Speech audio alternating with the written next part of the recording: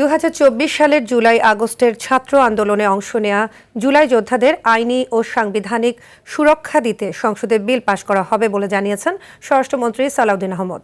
জাতীয় সংসদ অধিবেশনে তিনি আরও জানান, সব গুম, খুন ও গণহত্যার বিচার করা হবে। এক প্রশ্নের জবাবে অর্থ ও পরিকল্পনা মন্ত্রী আমির খসরু মাহমুদ চৌধুরী জানান, বিগত সময়ের প্রায় 1300 প্রকল্প রিভিউ করা হচ্ছে। দীপ্তচন্দ্র পালের রিপোর্টে দেখুন বিস্তারিত। ডেপুটি স্পিকার কায়সার কামালের সভাপতিত্বে শুরু হয় ত্রয়োদশ জাতীয় সংসদে প্রথম অধিবেশনের চতুর্থ কার্যদিবস। দিনের কার্যসূচি অনুযায়ী এখন প্রশ্ন জিজ্ঞাসা এবং উত্তর।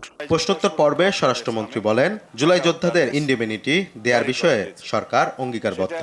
133টি অধ্যাদেশের মধ্যে এখানে মহান জাতীয় সংসদে উপস্থাপন করা হয়েছে।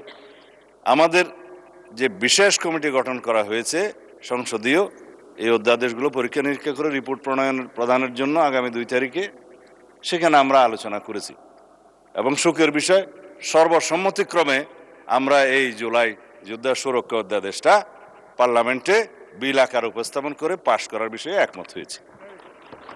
মব কালচার বন্ধে ব্যবস্থা নেওয়া হবে কিনা রবিন ফারানার এমন প্রশ্নের জবাবে তিনি বলেন, দেশে মব কালচার থাকবে না। স্পষ্ট উচ্চারণ আমরা করেছি দায়িত্ব নেওয়ার পরে, বাংলাদেশে কোনো রকমের মব কালচার আর থাকবে না।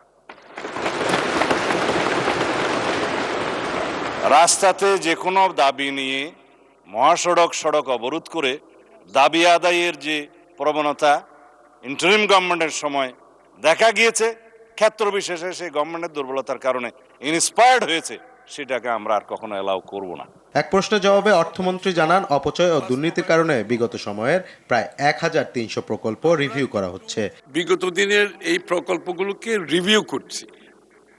অনেকগুলো প্রকল্পের মধ্যে এখানে অপচয়, দুর্নীতির ইস্যু রয়েছে।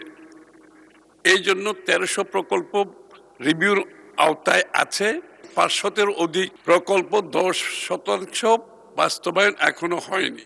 এ সময় তিনি আরো জানান, গ্রামীণ অর্থনীতি শক্তিশালী করার পাশাপাশি গ্রামীণ জনগণের জীবনমান উন্নয়নকে সর্বোচ্চ অগ্রাধিকার দিচ্ছে সরকার। মূল উদ্দেশ্য হচ্ছে গ্রামীণ অর্থনীতিকে চাঙ্গা করা। দীপ্তচন্দ্র পাল, RTV, ঢাকা।